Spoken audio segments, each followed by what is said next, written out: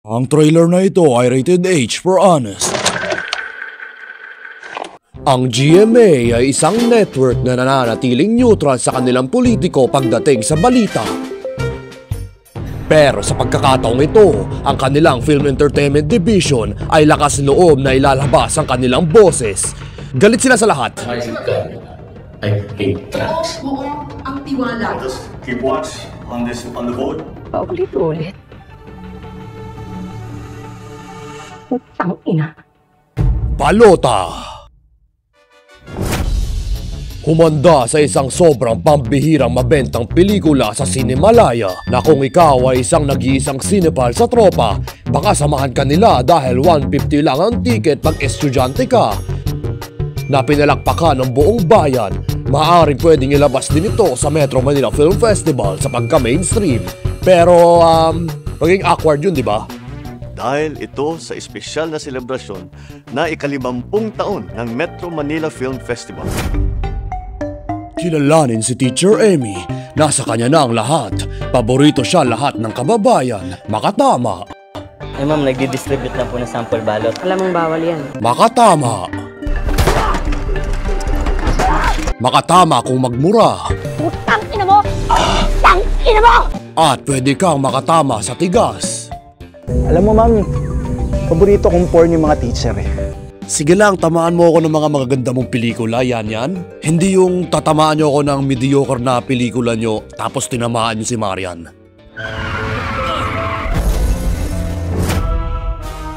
Noong isang mga agaw ng lupa at dating Bold Star ay nasa magkalapit na labanan sa boto.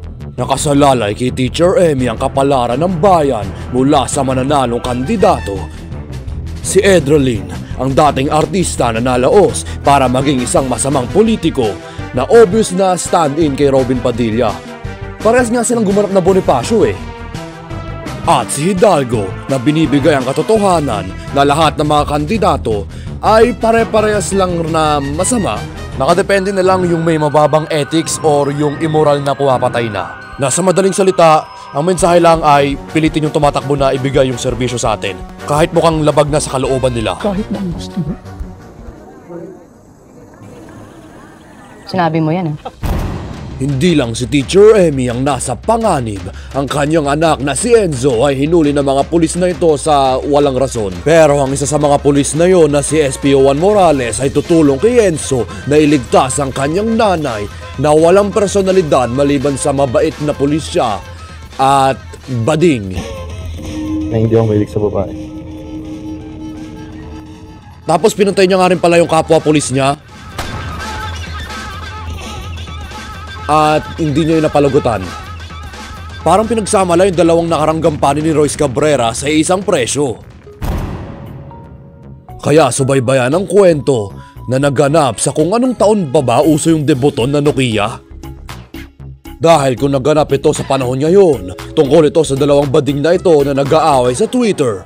Puno ng mga madidilim na mensahe na mayon tulad natin sa panahon ngayon para lang tapakan ng mga biro. Kagaya ng namatayan ng asawa na misis na ito na nabigyan ng closure na dinuraan pala siya ng fake news na hindi doon namatay yung asawa niya. Itong pulis na nagkaroon ng mababang posisyon na maging si Q. Ang mga guro na pinag-uusapan ng kanilang mga pumalyang estudyante para lang tawanan. Sir, bakit 74? Eh dapat 74.3, i-round off nila sa 75. Ang sistema ng mga salapi. 2 milyon yan. 16 years kong sweldo yun ah. At ang collaterals ng kaganapan na nag-aasam ng memorials mula sa korupsyon para lang kalimutan mo dahil mas naalala mo yung team song paglabas mo ng sinihan.